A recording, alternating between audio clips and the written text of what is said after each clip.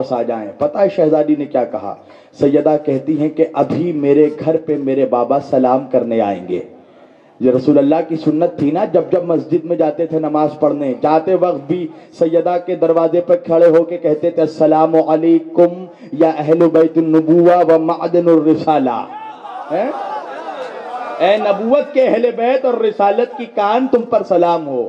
اور جب مسجد سے لوٹ کر آتے تھے تب بھی کہتے تھے السلام علیکم یا اہل بیت النبوہ و معدن الرسالہ، اے نبوت کے نبی کے نہیں، نبوت کے اہل بیت، رسالت کے کان تم پر میرا سلام ہو۔ تو فاطمہ فرماتی ہیں کہ ابھی میرے بابا میرے دروازے پر مجھے سلام کرنے آئیں گے تو میرے بابا کے نالین میں جو گرد لپٹا ہو اس گرد کو اٹھا کر اپنے باپ کے آنکھوں میں لگا دینا، تیرے باپ کو شفا مل جائے گی۔ میرے نبی کے پیروں سے جو جوتا لپٹا ہوا ہے، جو نالین، اس کے گرد کو لگا دینا اپنے باپ کے آنکھوں میں۔ تو یہ ان کی جو بیماریاں ہوتی ہے وہ دنیا کو دکھانے کے لیے کہ شفا کیسے ملتی ہے۔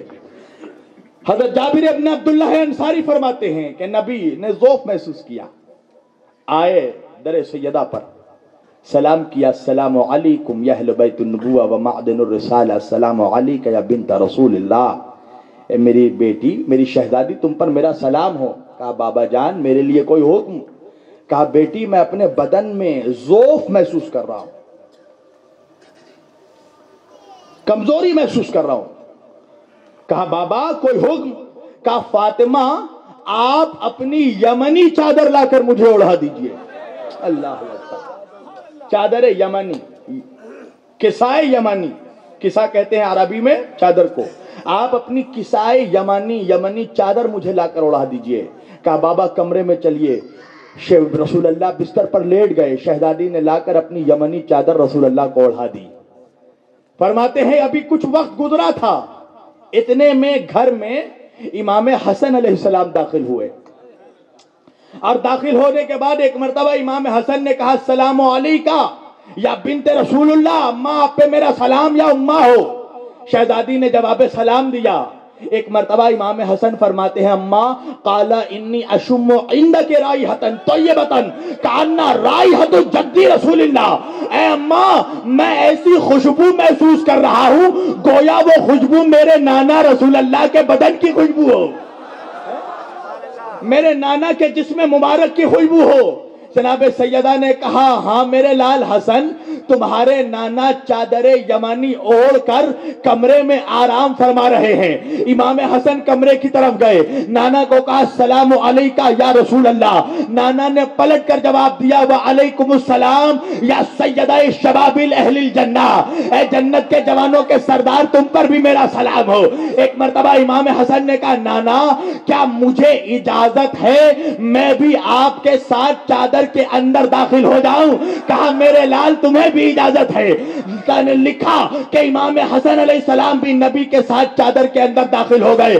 اب فرماتے ہیں کچھ لمحہ گزرا کہ ایک مرتبہ امام حسین بھی گھر میں داخل ہوئے، السلام علیکہ یا اماں ہو، اے اماں آپ پر میرا سلام، اے میرے لال تجھ پر بھی میرا سلام۔ کہا اماں بھی، امام حسین نے بھی وہی فقرہ کہا، قال انی اشم عندک رائحۃ طیبۃ کأن رائحۃ جدی رسول اللہ صلی اللہ علیہ وآلہ وسلم، اماں میں ایسی خوشبو محسوس کر رہا ہوں کہ گویا وہ خوشبو میرے نانا رسول اللہ کے جسم مبارک کی ہو۔ کہا ہاں میرے لال تمہارے نانا رسول اللہ تمہارے بھیا حسن کے ساتھ چادر یمانی اوڑھ کر آرام کر رہے ہیں۔ امام حسین بھی کمرے کی طرف آئے، السلام علیکہ یا رسول اللہ، نبی نے جواب سلام دیا وعلیکم السلام یا سیدہ شباب اہل الجنہ، اے جنت کے جوانوں کے سردار حسین تم پر بھی میرا سلام۔ کہا نانا کیا مجھے بھی اجازت ہے میں بھی چادر کے اندر آپ کے ساتھ اور بھیا کے ساتھ چادر کے اندر شریک ہو جاؤں؟ کہا ہاں میرے لال آ جاؤ۔ حسین بھی چادر کے اندر داخل ہوئے۔ لکھتے ہیں کہ اتنے میں مولا علی بھی گھر میں تشریف لائے، السلام علیکہ یا بنت رسول اللہ، اے نبی کی بیٹی آپ پر میرا سلام۔ جواب دیا وعلیکم السلام، آپ پر بھی میرا سلام۔ علی نے بھی وہی جملہ کہا جو حسنین نے کہا، قال انی اشم عندک رائحۃ طیبۃ رائحۃ اخی وابن رسول اللہ، میں ایسی خوشبو محسوس کر رہا ہوں کہ گویا وہ خوشبو میرے بھائی رسول اللہ کے جسم مبارک کی ہو. سیدہ نے فرمایا ہاں ہاں اے ابو الحسن، آپ کے بھیا میرے بابا رسول اللہ آپ کے بچوں کے ساتھ چادر یمانی میں آرام فرما رہے ہیں. مولا علی بھی کمرے میں آئے. السلام علیکم یا رسول اللہ. رسول اللہ نے پلٹ کر جواب دیا وعلیکم السلام یا ولی اللہ، اے اللہ کے ولی تجھ پر بھی میرا سلام. علی بھی کہنے لگے یا رسول اللہ کیا مجھے بھی اجازت ہے کہ میں بھی آپ دونوں کے ساتھ، آپ تینوں کے ساتھ چادر یمانی میں داخل ہو جاؤں؟ کہاں علی آپ بھی آ جائے. علی بھی داخل ہوئے. اتنے میں حضرت جابر ابن عبداللہ انصاری فرماتے ہیں کہ سیدہ کائنات بھی کمرے کی طرف گئی. کہا یا رسول اللہ اے بابا جان کیا مجھے بھی اجازت ہے کہ میں بھی چادر کے اندر داخل ہو جاؤں؟ رسول اللہ نے کہا ہاں فاطمہ آپ بھی چادر کے اندر آ جائیے. رسول اللہ کے ساتھ حسن و حسین کے ساتھ علی مرتضیٰ کے ساتھ سیدہ کائنات بھی چادر کے اندر آ گئی. چادر کے اندر جب اہل بیت جمع ہو گئے تو فرماتے ہیں نبی نے چادر کے دونوں کونوں کو پکڑا اور پکڑ کر عرش کی طرف دیکھا اور دیکھ کر کہا اللہم ہؤلائی اہل بیتی، اے اللہ تو گواہ ہو جا کہ یہی میرے اہل بیت ہے.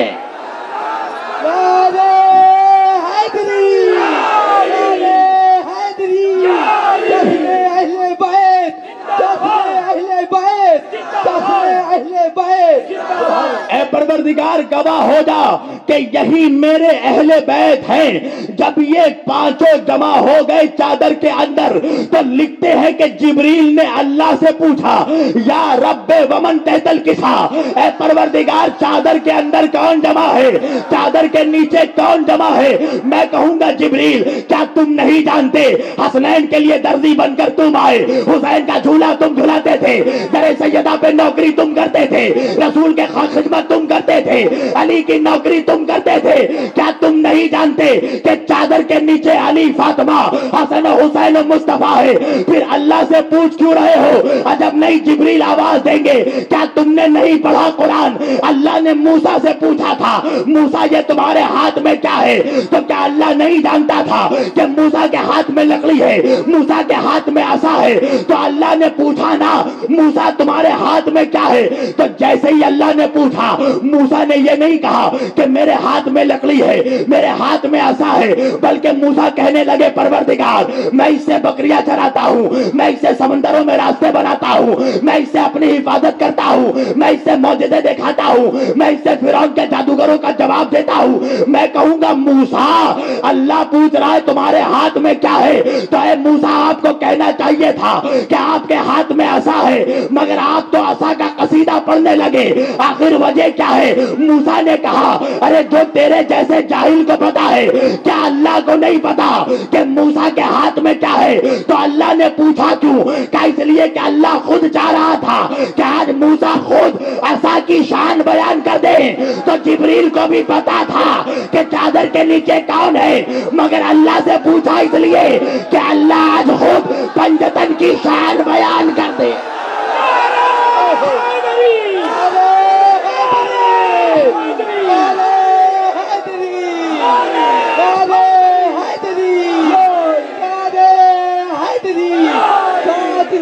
پنجتن کے ایک نعرے حیدری، نعرے حیدری، نعرے حیدری.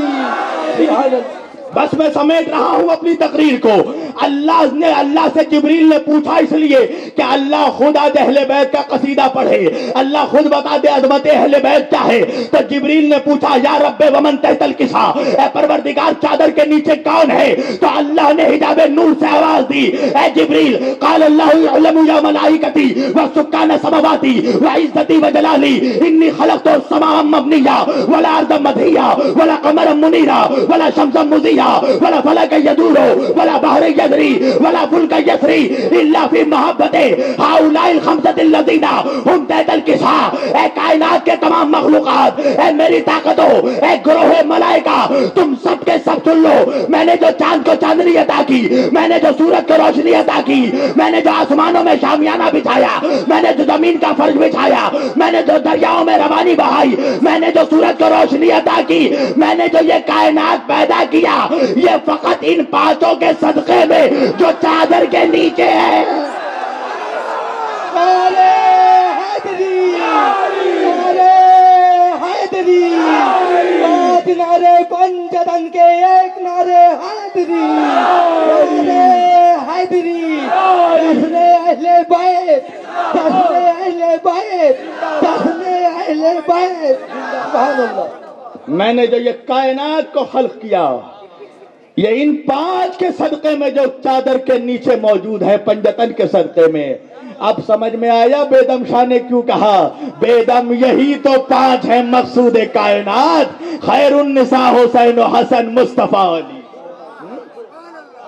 یہی پانچ ہیں مقصود کائنات۔ انہی پانچ کے صدقے میں اللہ نے کائنات کو خلق کیا۔ ابھی عدد کا ذکر کر رہے تھے، آپ کو معلوم ہے علی کے عدد کتنے ہیں؟ نبی کی عدد بتا دیا، علی کی عدد مجھ سے سنو، 100۔ آپ کو پتا ہے نمک کے عدد کتنے ہیں؟ نمک کے عدد بھی 110 ہیں، علی کے عدد بھی 110 ہیں۔ یعنی اللہ بتا رہا ہے کہ دیکھو نمک علی کا کھاتے ہو تو علی کا کھا کر علی کی نمک حرامی مت کرنا۔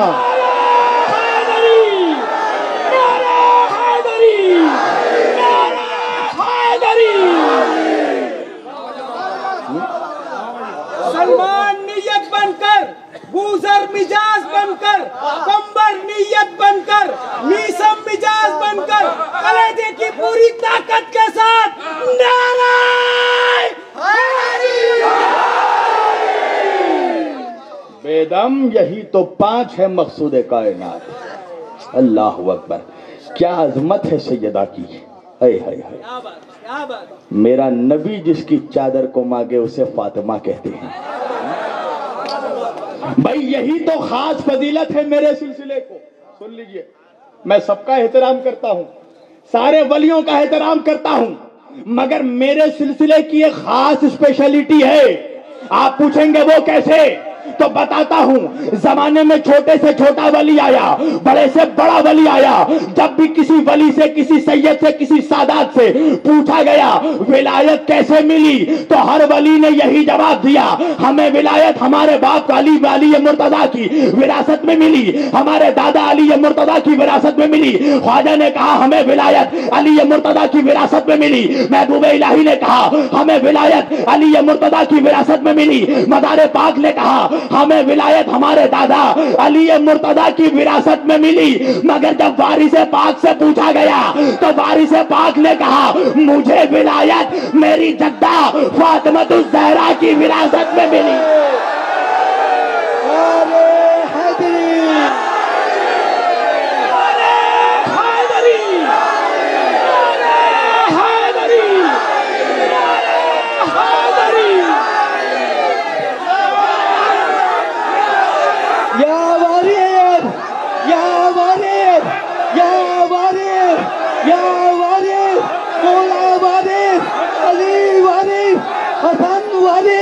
حسین وارث، فاطمہ وارث، فاطمہ وارث، فاطمہ وارث، فاطمہ وارث، فاطمہ وارث، یا وارث۔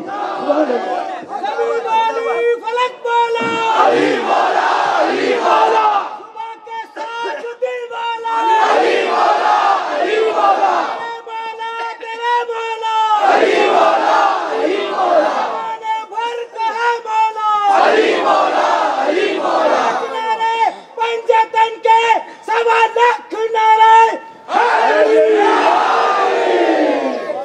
کہا مجھے وراثت میری جدہ سیدہ فاطمہ الزہرا کی وراثت میں ملی۔ اللہ اکبر۔ اب سمجھ میں آیا لوگ وارث پاک سے پریشان کیوں ہو رہے ہیں اور وارثی سلسلے سے الرجی کیوں ہو رہی ہے؟ چالو کر دیا بولا وارثی کوئی سلسلہ ہی نہیں ہے، سوخت ہو گیا سلسلہ۔ اچھا تیرا شجرہ سوخت نہیں ہوا؟ بولے سلسلہ وارثی سوخت ہو گیا، کیوں؟ بولے اس لیے کہ وارث پاک نے خلافت نہیں دی۔ تو جب خلافت نہیں دی تو سلسلہ کہاں سے چلا؟ ارے تجھے معلوم ہی نہیں ہے اہل بیت کے گھرانے میں خلافت نہیں امامت ہوتی ہے۔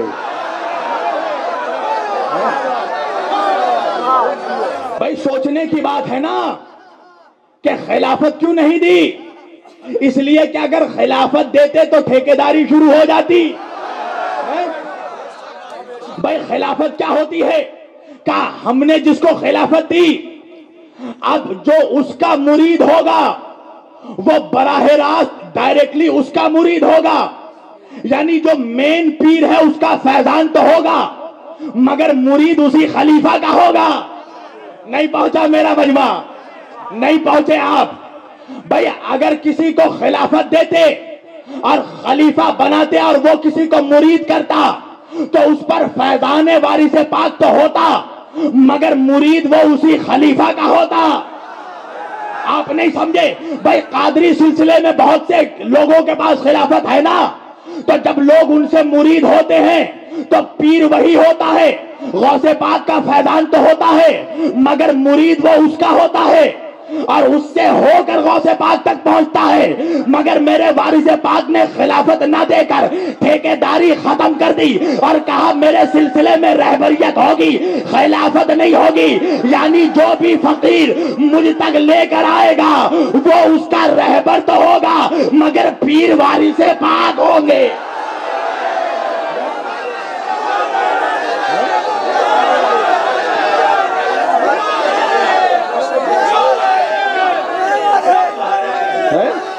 پیر وارث پاک ہوں گے۔ اچھا کچھ کھجلی والے کیڑے جو ہیں وہ کہتے ہیں وارث پاک نے شادی کیوں نہیں کی، نکاح کیوں نہیں کیا؟ اس کے پیچھے بھی حکمت ہے۔ اگر وارث پاک نکاح کرتے، شادی کرتے تو سرکار وارث پاک کی بہت زیادہ، ایک اولاد ہوتی، دو اولاد ہوتی، تین اولاد ہوتی، چار پانچ 10 اولاد ہوتی، 10 سے زیادہ تو نہیں ہوتی نا۔ مگر وارث پاک نے نکاح اس لیے نہیں کیا کہ نکاح نہ کر کے وارث پاک نے بتا دیا کہ جو بھی وارثی ہے وہ میری اولاد ہے۔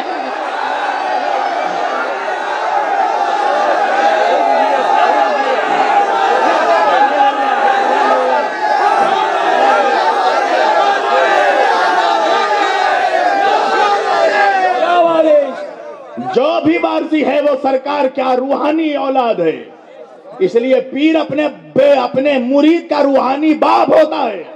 اللہ اکبر۔ اور کہہ رہے سلسلہ سوخت ہو گیا۔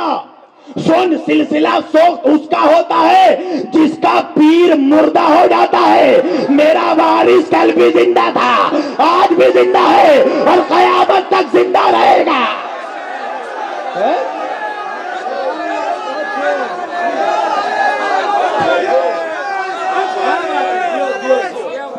سلسلہ سوخت اس کا ہوتا ہے جس کا پیر مر جاتا ہے۔ اور یہ تو اہل بیت ہیں جس کے لیے نبی نے کہا من مات علی حب آل محمد مات شہیدہ مات مغفورا۔ نبی فرماتے ہیں جو میری اولاد کی محبت میں مرا وہ شہید مرا، ماتا مغفورا، اور ایسے مرا کہ مرنے سے پہلے اس کی مغفرت ہو گئی۔ تو عجیب بات ہے، شہید زندہ ہے نا قرآن میں۔ عجیب بات ہے، جو اہل بیت کا چاہنے والا جب نہیں مرتا تو وارث پاک تو خود اہل بیت کی اولاد ہے۔ عجیب عجیب پرابلم، عجیب عجیب بات ہے۔ ایک مجھے کہنے لگا کہ اچھا یہ اشرف العالمین کیسے ہو گئے، ہے نا؟ ہمارے سرکار کے آستانے میں اوپر میں دروازے پہ کیا لکھا ہے؟ آستانہ اشرف العالمین۔ بولے یہ اشرف العالمین کیسے ہو گئے؟ میں نے کہا تو مولوی کیسے ہو گیا بے؟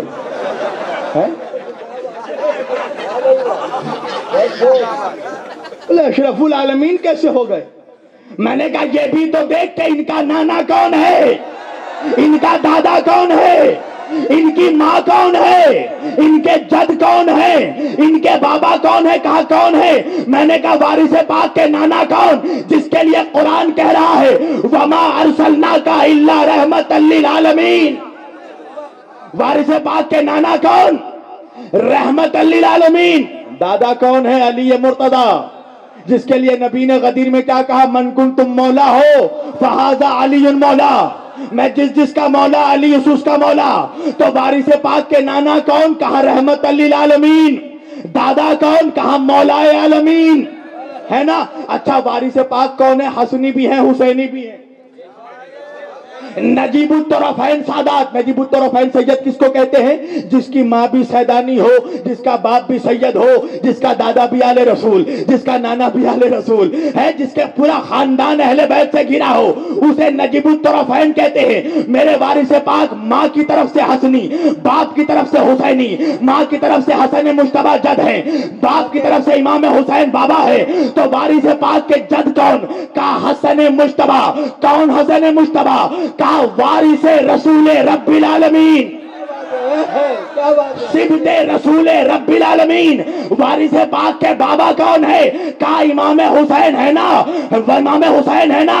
امام حسین کون؟ کا سید الشہداء عالمین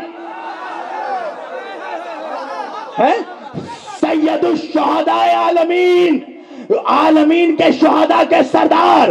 اچھا وارث پاک کی ماں کون ہے؟ جدہ کون ہے؟ کا فاطمۃ الزہرا. کون سیدہ؟ کا سیدۃ النساء العالمین.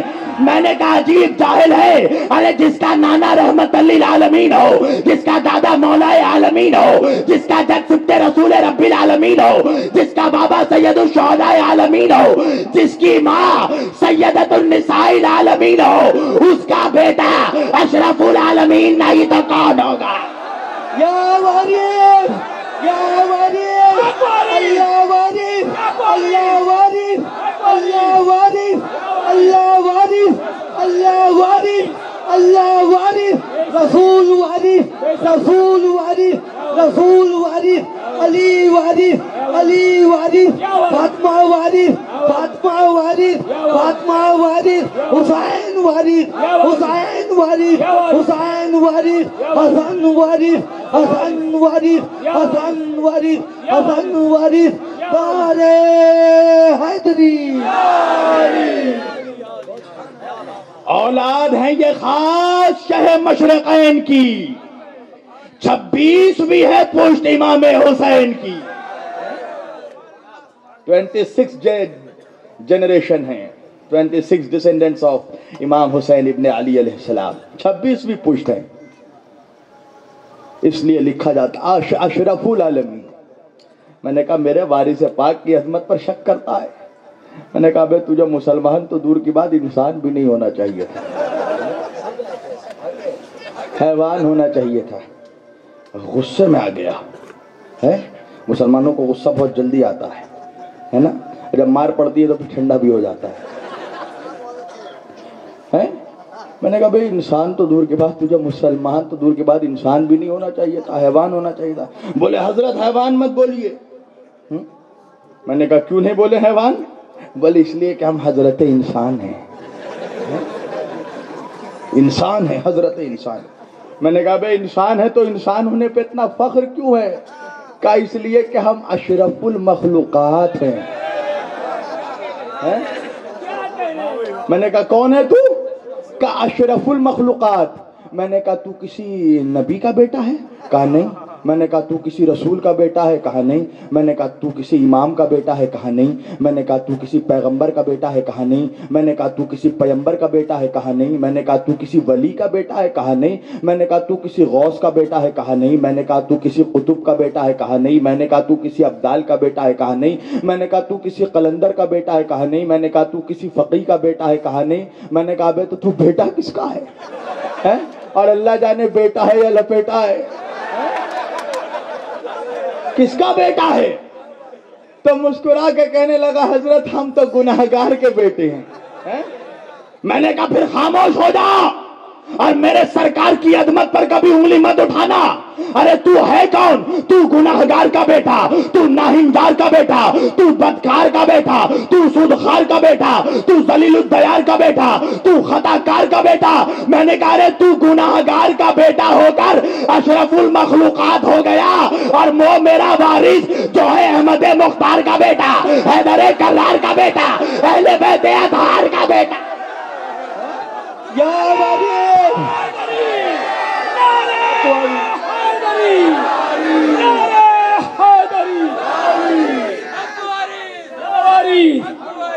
میں نے کہا تو گنہگار کا بیٹا ہو کر اشرف المخلوقات ہو گیا اور وہ احمد مختار کا بیٹا ہو کر اشرف العالمین نہیں ہوگا. اب بس آخری بات بولے اچھا یہ بات سمجھ میں آ گئی. میں نے کہا بہت دیر سے سمجھتے ہو میری جان. کہ اچھا یہ بتائیے یہ عالم پناہ کیسے ہوگا؟ عجیب عجیب سوال ہے بھائی. ظاہر بات ہے کہ جن کے نسلوں میں ابو جہل بیٹھ جائے وہ تو ایسے ہی سوالات کریں گے نا. بولے یہ عالم پناہ کیسے ہو گئے؟ میں نے کہا پھر وہی کہوں گا دیکھ کے یہ اولاد کس کی ہے. کہا کس کی اولاد ہے؟ میں نے کہا یہ اولاد ہے امام حسین کی. میں نے کہا کون حسین؟ جس کے لیے خواجہ نے کہا دی بنا است حسین. میں نے کہا حسین کون ہے؟ کہا دی بنا. حسین کون ہے؟ کہا دی بنا. میں نے کہا بھی نہیں سمجھا. ارے جس کا باپ دی بنا ہو اس کا بیٹا عالم بنا نہیں تو کون ہوگا؟ یا واری یا واری یا واری یا واری یا واری یا واری یا واری یا واری یا واری مولا واری مولا واری. ہے جس کا باپ دی پنا ہو اس کا بیٹا علم پنا نہیں تو کیا ہوگا؟ اب دیکھیے میرے کان میں بھائی دو فرمائشیں آئی ہیں کہ میں حضرت ابو طالب پر بولوں.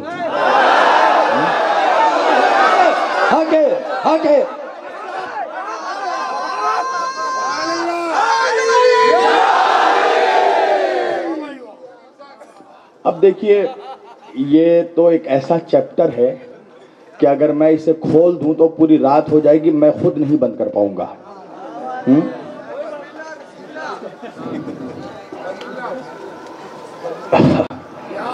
میں سوچ رہا ہوں کہ میں کس طرح کھولوں اور اسے اس چیپٹر کو بند کیسے کروں.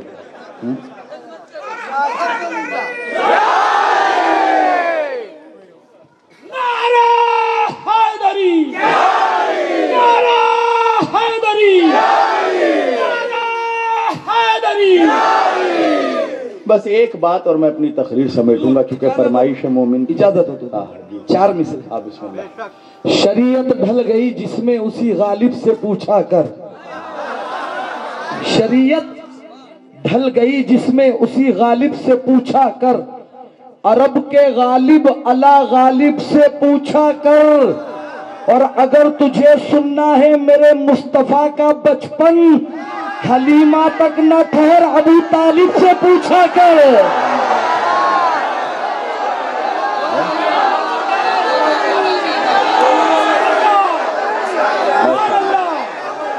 سلامت رکھے ماشاءاللہ. میں اپنا ہی ایک واقعہ سنا دوں اور میں اپنی تقریر پھر سمیٹ لوں انشاءاللہ. پھر کبھی آؤں گا تو تفصیل سے اس موضوع پہ گفتگو ہوگی. اور سنیوں میں یہ تمہیں بتا دوں کہ صحابہ کرام فرماتے ہیں کہ جب ہم مکے سے ہجرت کر کے مدینے آ گئے تو ہمیں یہ پہچاننا بہت دشوار تھا کہ اپنا کون ہے پرایا کون ہے. اس لیے مکے میں ہم آرام سے پہچان لیتے تھے کیونکہ ایک طرف ابو لہب ہوتا تھا ایک طرف ہم ہوتے تھے.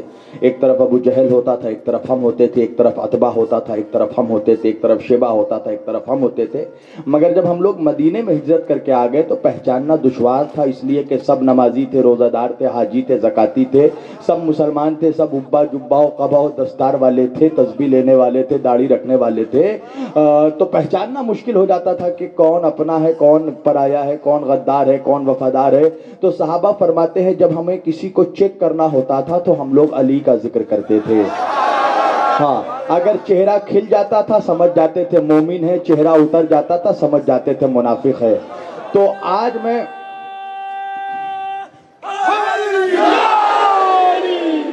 میں تمہیں یہ بتاؤں سنیوں کہ اگر تمہیں آج کے زمانے میں چیک کرنا ہو کہ تمہارے درمیان غدار کون ہے وفادار کون ہے تو حضرت ابو طالب کا ذکر کر دینا.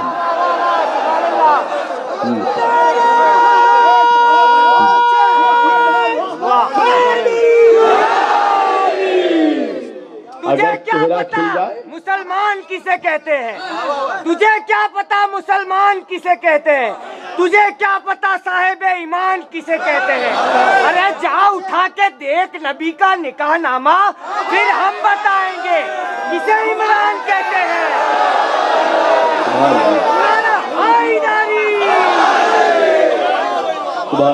عشق و مستی کو عام کر دیں گے، زندگی ان کے نام کر دیں گے، اور جو بھی ہے ابو طالب کے دشمن ان کا جینا حرام کر دیں گے۔ جشن ابو طالب، جشن ابو طالب، جشن ابو طالب۔ میں ایک جگہ جلسے میں گیا، میلاد النبی کا جلسہ تھا، شہر کے بہت بڑے مفتی صاحب تھے، ان کی تقریر تھی مجھ سے پہلے، تو انہوں نے تقریر کرتے ہوئے یہی واقعہ جو حضرت ابو طالب کے کفر کی بنیاد بنائی جاتی ہے عالم اسلام میں، یہی روایت انہوں نے پڑھی۔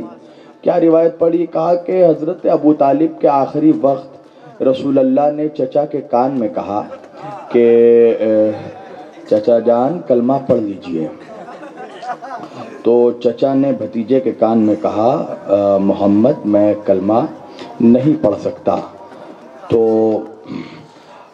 چچا نے بھتیجے کے کان میں کہا کلمہ پڑھ لو، بھتیجے نے چچا کے کان میں کہا کلمہ پڑھ لو، چچا نے بھتیجے کے کان میں کہا میں کلمہ نہیں پڑھ سکتا۔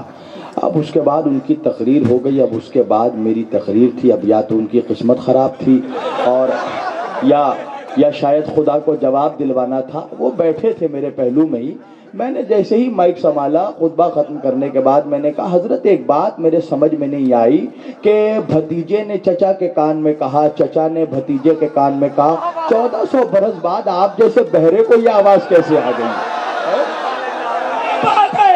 میں نے کہا عجیب تماشا ہے، ارے نبی جو بات کان میں کہتے ہیں وہ تو مولوی کو آج تک سنائی دیتا ہے، اور نبی نے غدیر کے میدان میں جو کہا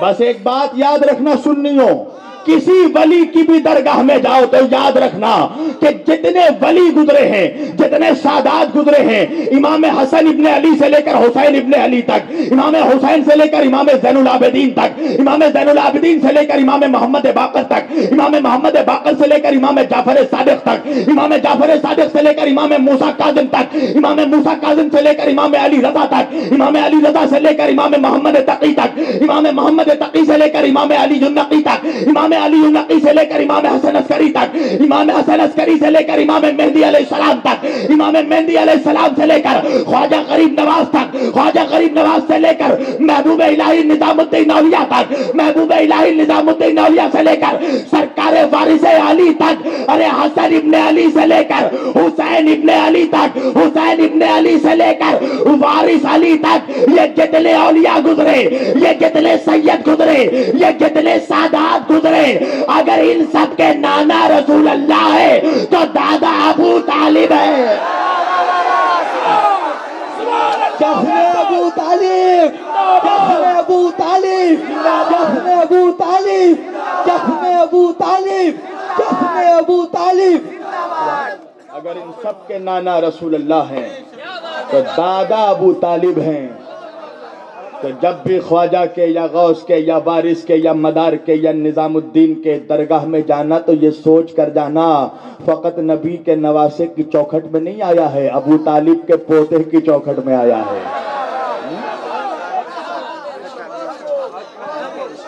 عزیزان گرامی، یہ بہت بڑا ظلم ہے، بہت بڑا ظلم کہ محسن رسالت کو، محسن اسلام کو کافر لکھ دیا گیا۔ جب سے علی کے باپ کو کافر کہا گیا اس دن سے سوچتا ہوں مسلمان کون ہے۔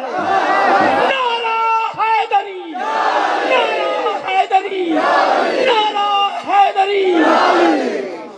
اور بابا مذاق تو یہ ہے کہ ابو طالب کو کافر وہ کہتے ہیں جو یزید کو مسلمان کہتے ہیں. عالم اسلام میں اس سے بڑا مذاق نہیں ہو سکتا کہ ابو طالب کو کافر کہا جائے اور یزید کو مسلمان کہا جائے. تو عزیزان گرامی، یہ ابو طالب کی رسوائی کی ٹھوکر کھا رہا ہے مسلمان پوری دنیا میں. یہ جو پوری ذلت اور رسوائی سے مسلمان دوچار ہے، یہ اہل بیت کی غداری کا نتیجہ ہے. اور سنو، ہم ہندوستان کے مسلمان ہیں، ہم ہندوستانی ہیں. ہم جتنا اپنے دین سے محبت کرتے ہیں اتنا اپنے دیش سے محبت کرتے ہیں. اور ہم اس وقت اپنے جوانوں کے ساتھ کھڑے ہیں. اور ہم لعنت کرتے ہیں ایسے لوگوں پر کہ جنہوں نے ہمارے دیش کے 35 بے قصور نوجوانوں کا خون بہایا. یہ کون سا اسلام ہے، یہ کون سی شریعت ہے کہ خود بم باندھ کر دوسروں کو اڑا دو؟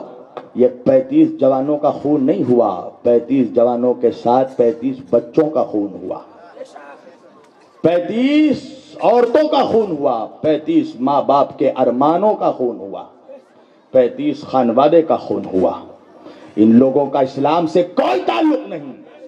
جو میرے ہندوستان کا غدار ہے وہ میری شریعت کا غدار ہے، وہ میرے اسلام کا غدار ہے.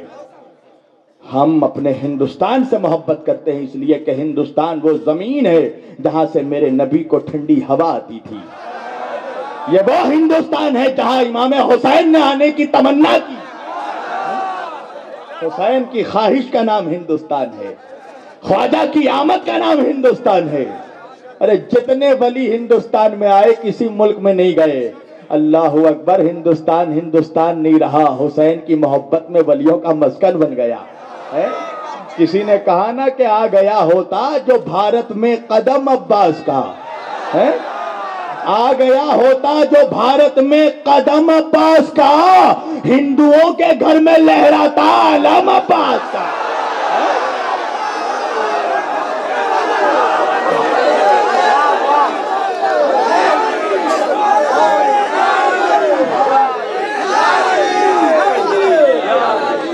ہندوؤں کے گھر میں لہراتا علم عباس کا.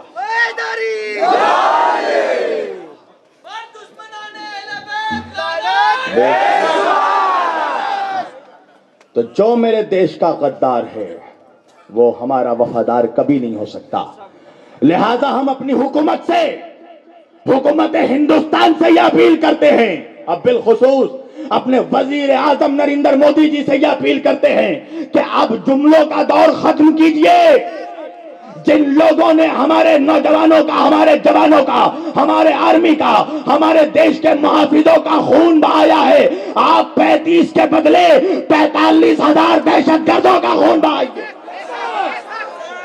اور ہمارے سامنے ان کے قاتلوں کو پکڑ کر لائیے اور لال قلعہ پر ان لوگوں کو سرعام پھانسی دیا جائے. یہ ہمارا ڈیمانڈ ہے، یہ ہمارا مطالبہ ہے. آج ہم اپنے جوانوں کے ساتھ، ان کے پورے خانوادے کے ساتھ ہم کھڑے ہیں، اور انشاءاللہ اگر وقت آیا ہم تو کہتے ہیں کہ یہ دیش، یہ ہندوستان، یہ ایک ایسا گلشن ہے کہ جس میں ہر قسم کے پھول بستے ہیں. یہ خوشبو ہے ہندوستان کی کہ یہاں سبز پھول بھی مہکتا ہے، بھگوا پھول بھی مہکتا ہے. اور میں کہتا ہوں اپنی حکومت سے کہ اگر ضرورت پڑے تو آپ ہم لوگوں کو آواز دیجئے.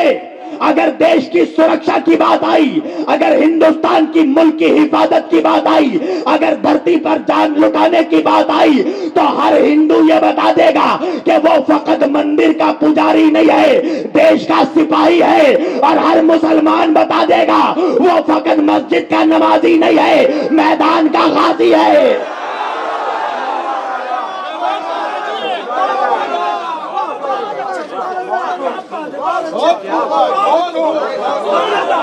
اور سن لے ہندوستان کے دشمن، اگر ہمارے ملک کی طرف آنکھ اٹھا کر دیکھا تو ہندوستان کی آبادی جتنی ہے نا 1 ارب کی آبادی ہے.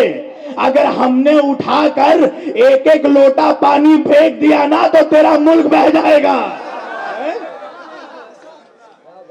لہذا ہم اپنے نوجوانوں کے، ہم اپنے آرمی کے، اپنے جوانوں کے غم میں شریک ہیں اور حکومت ہند سے مطالبہ کرتے ہیں کہ وہ جلد سے جلد ان کے قاتلوں کو سزا دے، اور اگر ایک مہینے کے اندر اگر ان جوانوں کے قاتلوں کو سزا نہیں دی گئی تو پھر ہندوستان کا ہر ہندوستانی احتجاج کرے گا اور ہم سب راستے پر نکلیں گے، اس لیے کہ ہمارے جوانوں کا خون رائے گاہ نہیں جانا چاہیے، اس لیے کہ خون تو خون ہے، بہتا ہے تو جم جاتا ہے۔ آج وہ کھڑے ہیں بارڈر پر، تب ہم اطمینان سے سانس لے رہے ہیں۔ آج وہ لڑتے ہیں ہمارے لیے تو ہم اپنے آرام سے اپنے نرم بستروں پر سوتے ہیں، ہم اپنے جوانوں کو سلام پیش کرتے ہیں۔ لہذا میرا تمام یہاں پر جتنے لوگ کھڑے ہیں، میں سبوں سے گزارش کرتا ہوں کہ اپنے جوانوں کی یاد میں ہم سب مل کر 1 منٹ کا سوگ منائیں اور 1 منٹ کے لیے ہم سب خاموش رہ کر ان کو ہندوستانی طریقے سے ہم لوگ شردھانجلی پیش کریں۔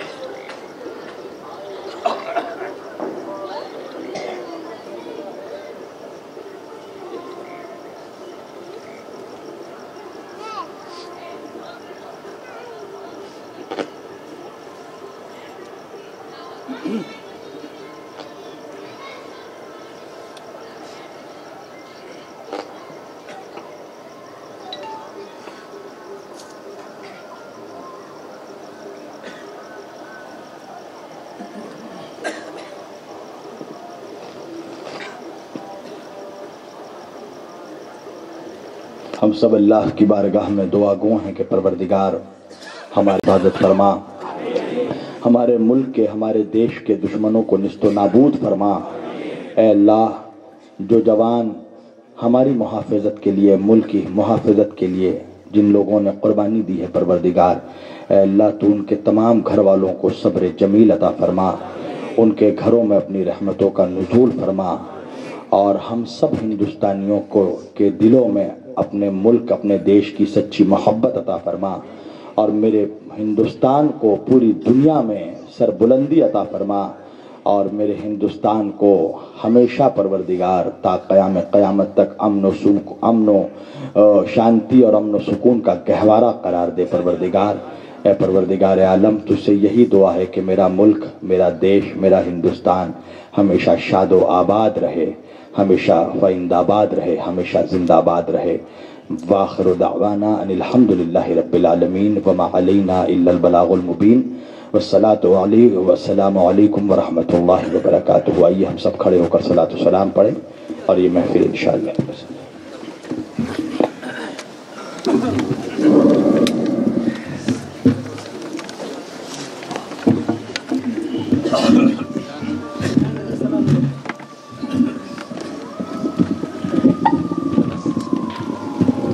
یا نبی